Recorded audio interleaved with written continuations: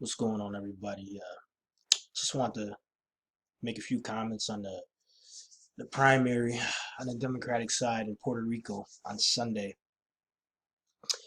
I, like it's happened time and time again, and it's to the point now where you just know that the primary is not gonna be if Hillary Clinton is involved or the DNC is involved with the primary, it's gonna be some shady stuff going on.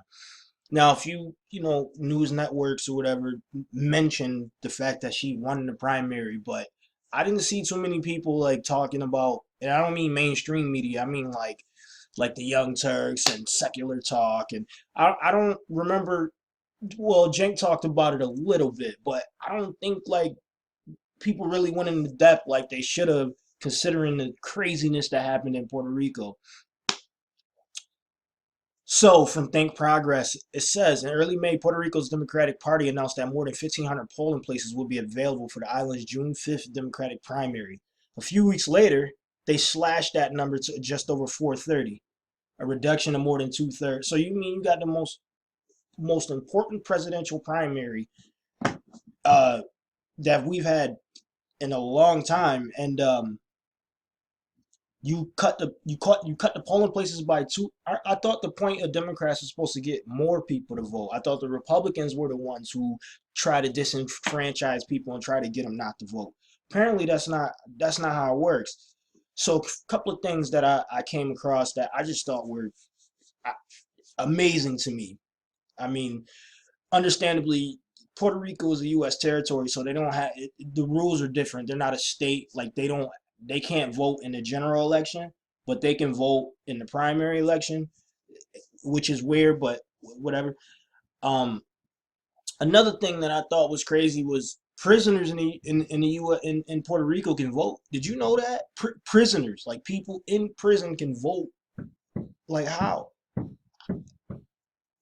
I don't know of any prisons inside the continental United States that's letting inmates vote. Is that a new thing? Like, is that something I don't know about? Because whatever. So I'm just saying, like, why? Okay, so if everybody's talks about a voting holiday in the United States, like we should get a day off from work, school, all of that. Like, there should be an actual national holiday so that you can go vote, right? Um, why did they have a primary on a Sunday? So why is it that they're allowed to have a primary on a Sunday, but we can't have a day off from work to go vote? Oh, because the higher voter turnout, especially on the Democratic side, the higher the voter turnout, more likely a Bernie Sanders is gonna win. Like that's why I think this might be her first open primary win since the election started. Her first one. She was able to do all that other, sneaky shit with closed primaries and caucuses and all that other, but this was the actual first one that I'm aware of that she won, which should be telling. Like, so all that had to happen, and then we know in Arizona about how they were closing polling places. They did that, and they had people waiting in line for hours and hours. Arizona is obviously, the weather out there. It gets warm out there. So, but Puerto Rico is a tropical island. Like, what? After what point? 2 hours, 3 hours? At what point do you just turn around and just be like, I'm not doing it? Jenk said in his video about the Puerto Rico primaries that people were just going home. But I'm seeing a lot of reports online that when people was being brought to polling places, standing in line to go to and once they get inside the polling places, the people tell them that they got to go to another polling place. So they get bussed over to the second polling place, at which time they have to stand in line a couple more hours. So what is that? Like, that's just trying to get people frustrated so they don't vote. Like, if I'm not gonna lie, if that happened here in New York, not only took me like 5 minutes to vote, literally, no line, nothings. But if that happened to me, I'm not waiting past an hour and a half to vote in no line. Nobody. I'm not standing in no line for more than an hour.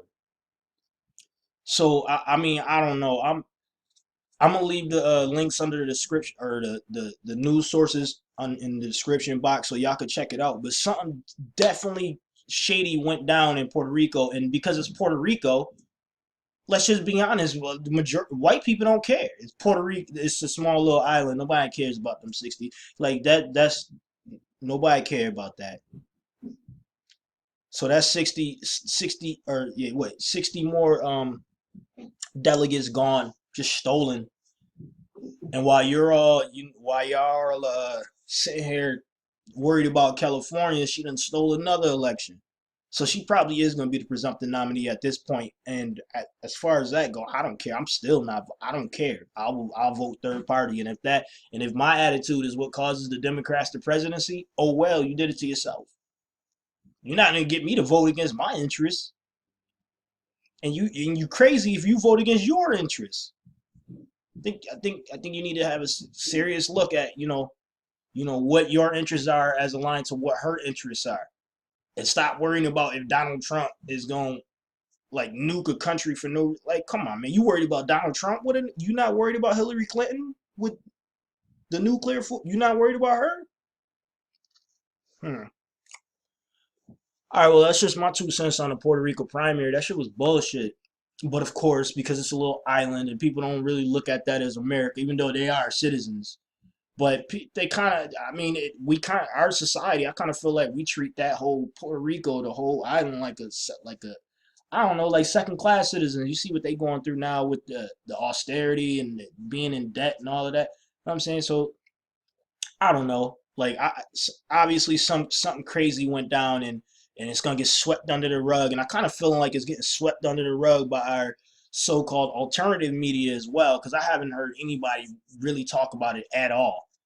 Like I said, TYT did with video, but I don't feel like they went into depth at all, like as to what the irregularities were. Or is it that we've seen it so much this election cycle that it doesn't matter anymore? Like that's the new status quo as far as if you in an election with Hillary Clinton, some foul shit is about to happen.